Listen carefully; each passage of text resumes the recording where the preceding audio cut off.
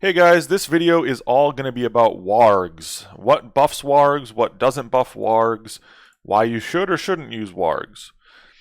First things first, wargs are a very good early to mid-game unit. They kind of fall off a little bit in value because their health and damage pool gets to be a little too low to be used, post 15 very efficiently. The biggest thing with warg is to keep in mind that a lioness does get buffed by an alpha male. Lionesses you want to have is 6 stacks on. And the way to get stacks is you have to have a fighter of over 260 value next to the lioness to get the buff. The problem is, wargs get a debuff for anything that is 285 value and over next to it.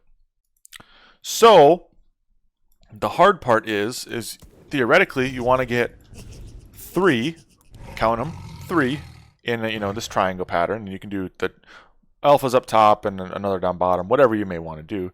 You can get 3 alphas around here. That's great. Alphas are a really good early game natural tank. They're 3,300 health.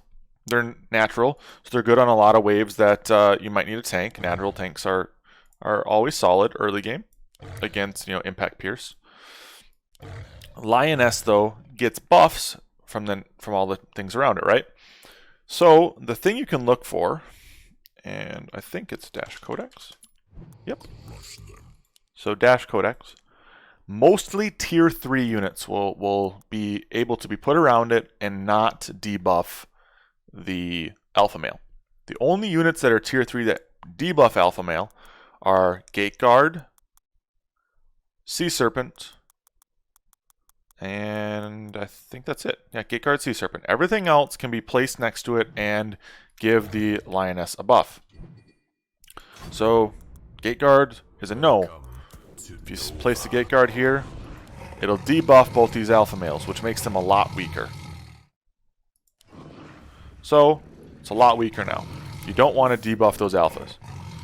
If you go into Elemental and you do, let's say, a Windhawk,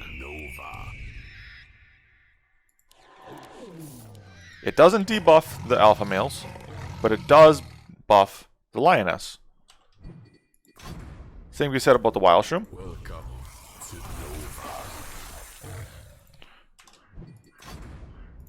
And I think Tempest also works. Yep. Tempest works. Now, with things like Tempest, this is not really optimal. This placement really doesn't make a whole lot of sense. The lioness doesn't really gain much outside of the single stack buff from the Tempest. But, it's an option if you wanted to do, like, let's say, instead of this one being an alpha male, you wanted to do a Tempest here, and because it buffs the canopy, for instance. And then you wanted a Windhawk here. That's relatively okay. It's going to buff pretty well, and it's going to work out relatively decent for all endgame. The lioness still gets the stacks, still becomes a very, very solid tank and damage dealer early to mid game, and your flying units do still get the Leviathan buff. And the other thing too with something like Serpent, right? You're not going to want to put a Serpent down here anyway. It just doesn't make a whole lot of sense. I guess it doesn't debuff. Okay. 90 plus 185. Oh yeah, okay, it wouldn't debuff. So, Serpent doesn't debuff, but it just doesn't make sense to place Serpent down here. You want Serpent at the top to snipe Sens. I talk about that in my positioning video. Positioning 1 or 2. So it just doesn't make a whole lot of sense to put it there. Just like with the Leviathan, doesn't make a whole lot of sense to put it next to it. You kind of want to plan around it, right? Is there anything else? Yeah, so we could also do, let's say, instead of Leviathan, we wanted to do Infiltrator. Infiltrator also works. Buffs. And one tier 3 unit that's one non-tier 3 unit is Cat. Cat, technically with max stacks, does also buff, but does not debuff. So, those are all units you can utilize around Warg. Now, there is another option where if you wanted to place a Warg late game without touching any alpha males, you can. I mean, if I really wanted to go in here and say, you know what, my Warg is going to be a front line, mid line, whatever. I want to go, I'm going to drop 3 Yozoras next to it. You can. Would I recommend this? Not really, but you could. Another option to do too is, let's say I wanted to go. Welcome to Nova. Something like a antler. I can put an antler here, and I can put. Oh, Nomad, not Forsaken. Nomad.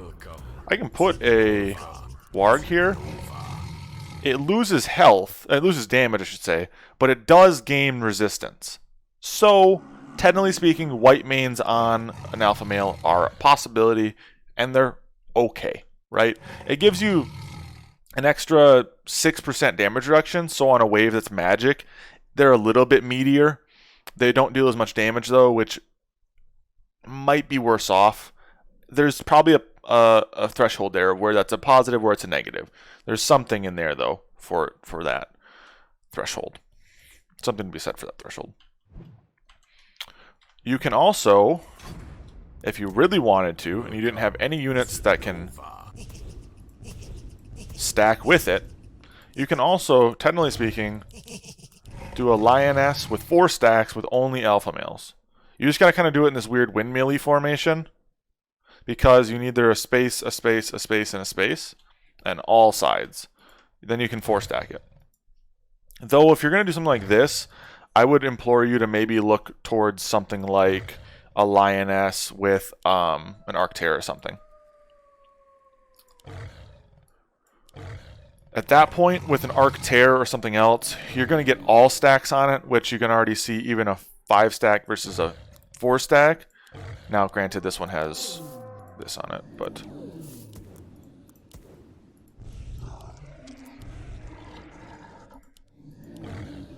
You can theoretically get a super tank lioness, yes. Got a question there in chat. So one of the ways to do it is place your lioness like this, and then you go... Oh, nope, not this. You place your lioness out one more. I think, and then it's... How did he say to do this? It's not like this, is it? No.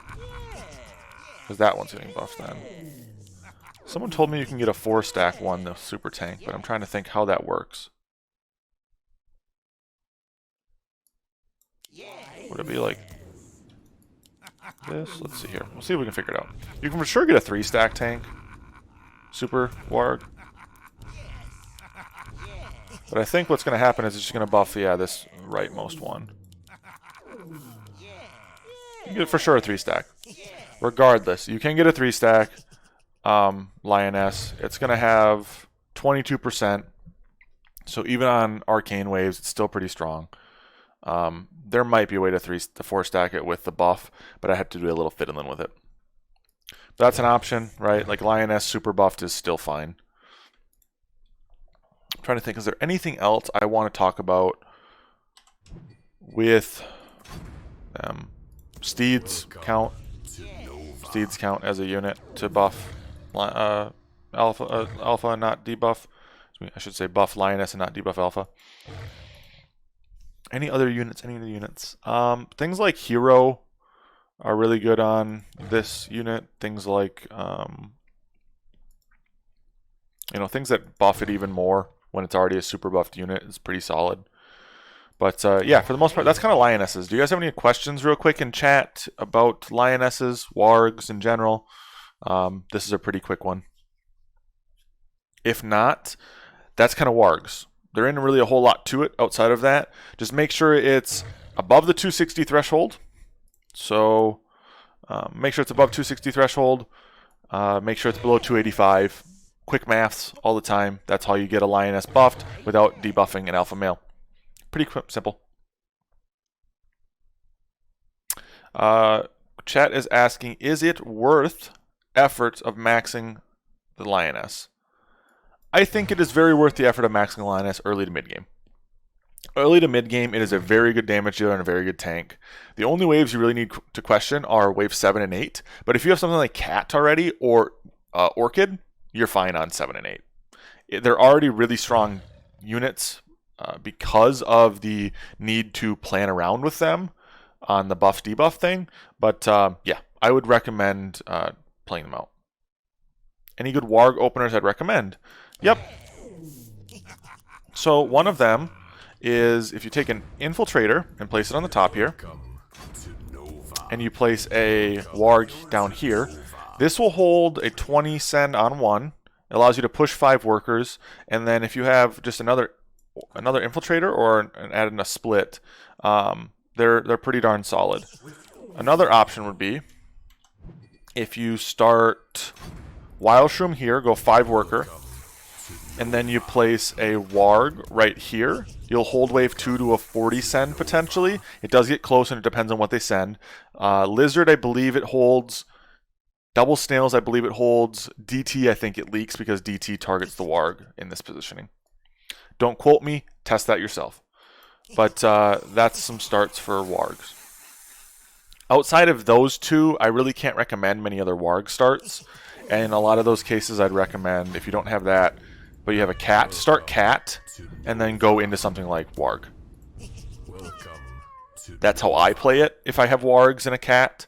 I do cat into warg because then warg helps me tank on like 4, 5, 6, giving my cat a little bit of help. But yeah, those are a couple openings. How to buff it, how to utilize it correctly.